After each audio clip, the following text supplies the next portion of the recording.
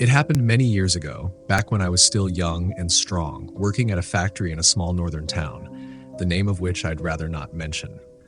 According to the latest census, most people have long since left that place, and I can't say I blame them. I worked the standard 12-hour shifts, 2 days on, 2 off, day and night rotations with a short break in between. Every morning and evening, a company bus, an old Liaise, picked me up and 2 other workers from the stop around the corner. Once I overslept and missed it.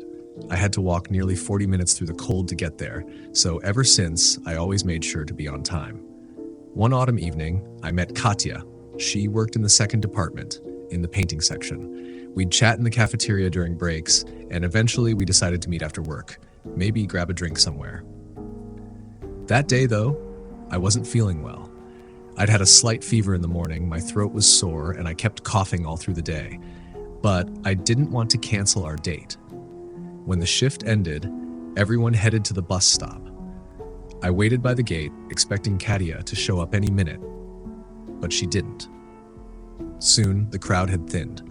The night shift started, and I was standing there alone in the dark. I asked the security guard if he'd seen a woman named Ekaterina from the second department. He checked the logbook and said she hadn't shown up for work that day at all. That news hit me harder than I expected. After 12 hours of work, my back ached like dry branches cracking when I tried to stretch, and I was barely standing on my feet. My fever was getting worse by the minute, and now I'd missed the bus for nothing.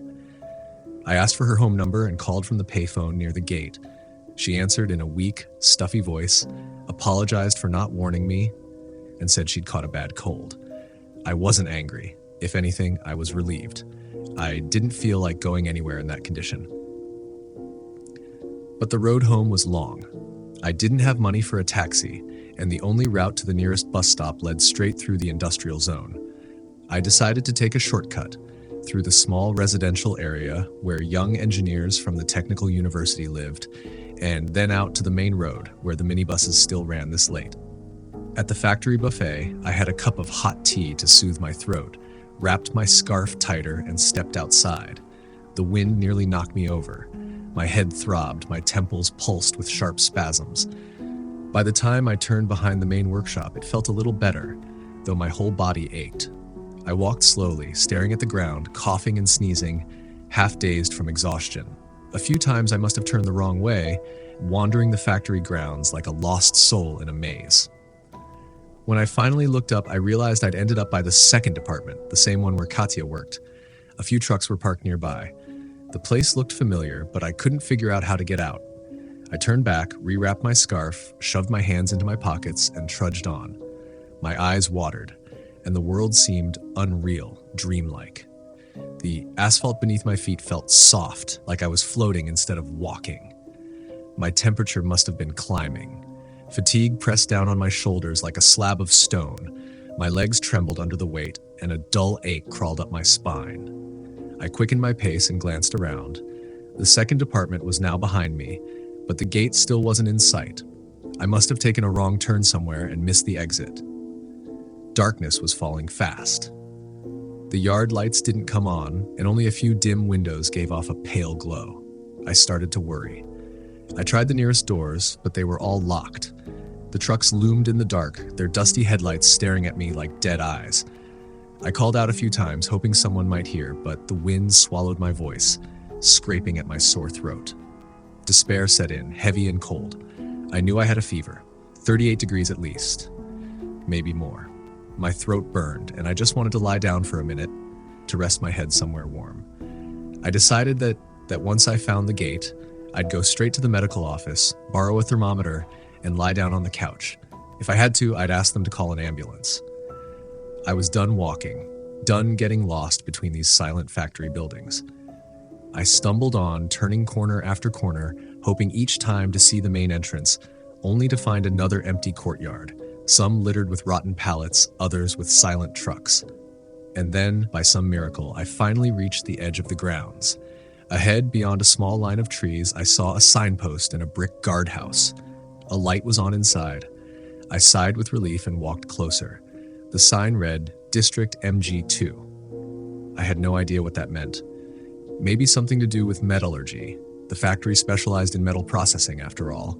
But I didn't care, I just wanted to get out. I climbed the steps and knocked on the door. No answer. I tried the handle. It was locked. Peeking through the window, I saw a man sitting with his back to me on a worn wooden chair. His shirt was plaid, and the backrest was broken. I tapped on the glass 3 times and called out to him, but he didn't move. Fine, whatever, I muttered, and kept walking down the path. The wind had grown stronger, sweeping through the empty streets and rattling loose sheets of metal on the fences. A few streetlights flickered weakly, their pale glow bending through the mist like the last breath of dying lamps. After walking for what felt like 10 minutes, I saw a small convenience kiosk by the road. One of those typical late-night stalls that sell cigarettes, instant noodles, and cheap wine. 2 girls stood beside it, laughing quietly, their faces hidden under knitted scarves. One was holding a can of beer, the other a cigarette that glowed faintly in the dark. They couldn't have been more than 20. Their makeup was smudged from the wind, and their coats looked too thin for the cold. I walked past, trying not to stare, but one of them called out to me. "Hey man, you got a light?" Her voice was soft, almost cheerful, though it cracked slightly from the chill. I shook my head and kept walking. I didn't smoke, and honestly, I just wanted to get home. "Hey, wait," the second girl called after me. "Where you headed?" I turned around. "I missed the bus," I said, trying to find the main road. They exchanged a look. The first one stepped forward, still smiling. "You're going the wrong way. It's that direction." She pointed behind me toward a narrow alley that cut between 2 long gray buildings. I frowned. Something about it didn't look right. The alley was pitch dark, and the fog there was thicker, almost bluish. "Are you sure?" I asked. "The gate's that way." No, she insisted. "That's just a storage yard. If you go this way, you'll come right out to the main street." Her tone was calm, even friendly, but something in her voice, it had a kind of echo. Not like a real echo, more like her words didn't quite belong in the open air. I hesitated. The second girl flicked her cigarette to the ground and stepped closer too. Her eyes were strangely bright, reflecting the faint orange from the kiosk's bulb. "You'll freeze out here," she said quietly. "Come on, it's not far." I nodded weakly, too tired to argue, and started down the alley they'd pointed to. The moment I stepped into it, the wind died completely. The air grew thick and still, like I'd entered some sealed space. My own footsteps sounded muffled, swallowed by the fog that coiled around my legs. Behind me, I heard the girls' laughter again, high, soft, and distant. But when I turned around, the kiosk was gone. Just gone. There was only fog, stretching endlessly behind me. I stopped, heart pounding. "What the hell?" I muttered, rubbing my temples. My fever must have been worse than I thought. Maybe I'd imagined the whole thing. But then I noticed something else, faint footprints ahead of me, small and narrow, leading deeper into the mist. The same boots the girls had been wearing. "Fine," I whispered, shivering. "If this leads to the road, then let's go." I walked on. The alley twisted and turned, the fog pressing closer each time I blinked. My throat was raw, my chest heavy, and each breath felt colder than the last. At some point, the asphalt gave way to dirt. The walls on either side, those tall gray factory walls, were gone. Now there were only trees. Dead, leafless trees, their branches arching over me like black veins against the pale sky. That's when I realized I wasn't anywhere near the industrial zone anymore. I'd stepped into some kind of forest. The wind had vanished entirely. The silence was so deep that I could hear the slow, wet sound of melting snow dripping somewhere nearby. Then, faintly, from behind one of the trees, I heard laughter again, soft, girlish, the same as before. "Hello?" I called out, my voice hoarse. "Who's there?" No answer.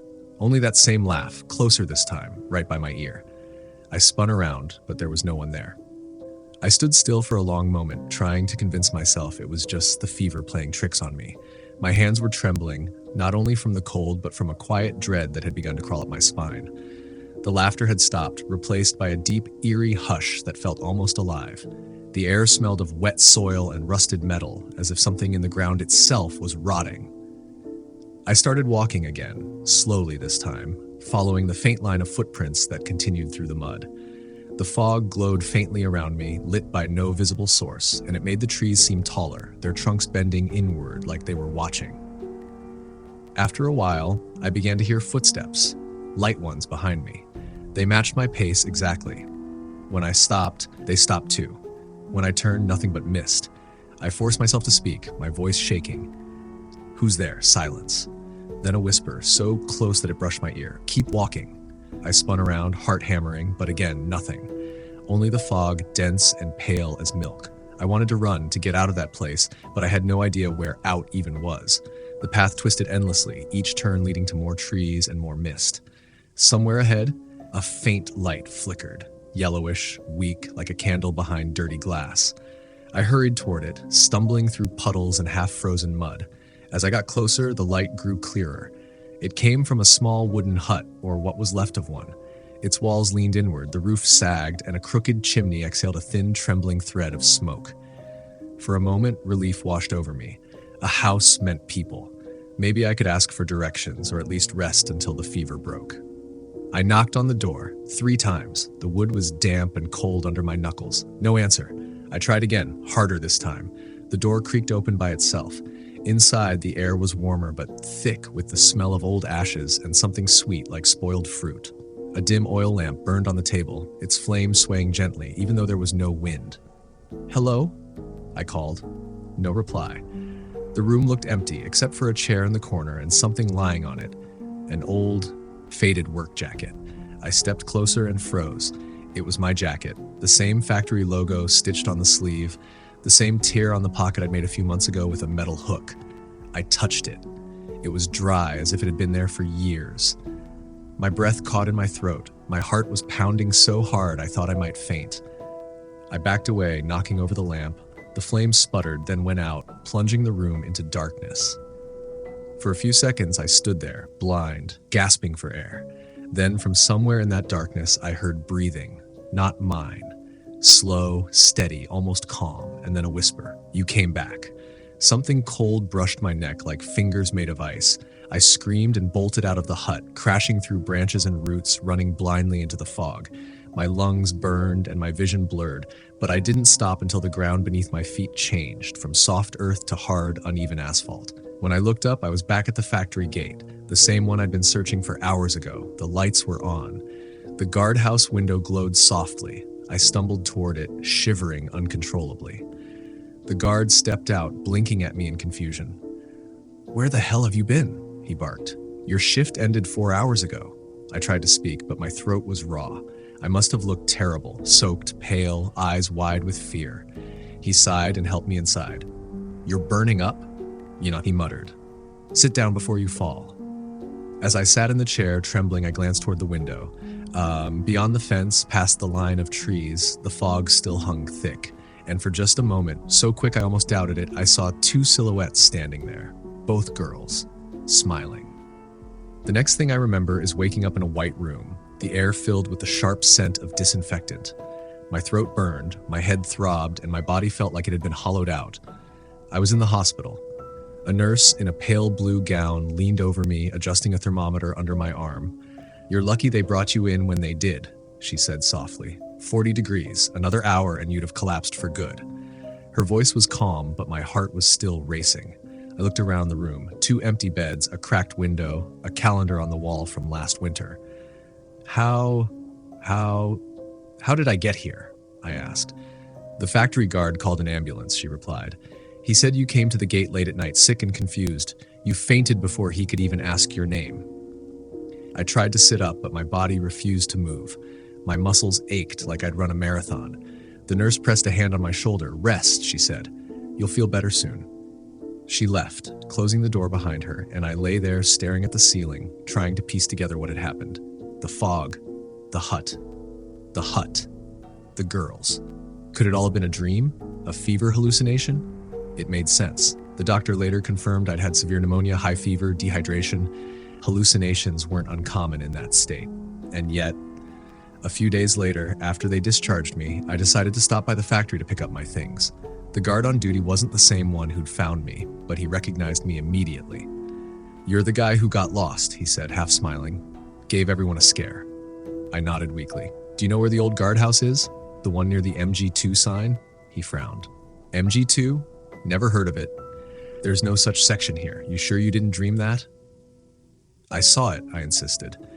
"There was a little brick house by the trees, someone sitting inside." He shook his head.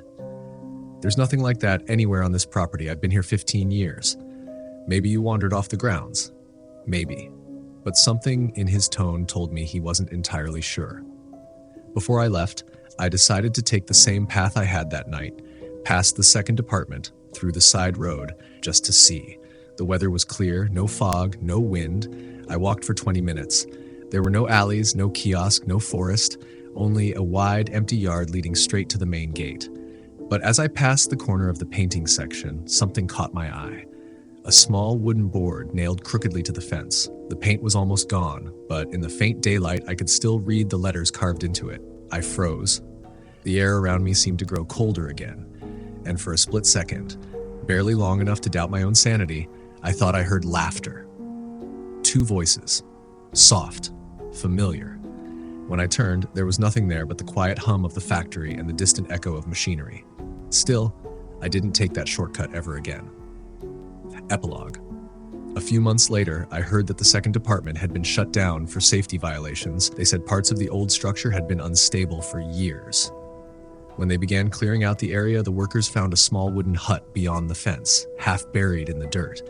Inside, there was nothing except an old factory jacket, dry and torn, with a faded logo on the sleeve. They asked around, but no one claimed it. And that's when I stopped going near the factory altogether.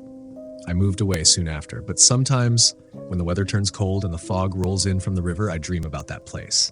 The trees, the silence, and those two quiet voices calling from the mist. You'll freeze out here. Come on, it's not far.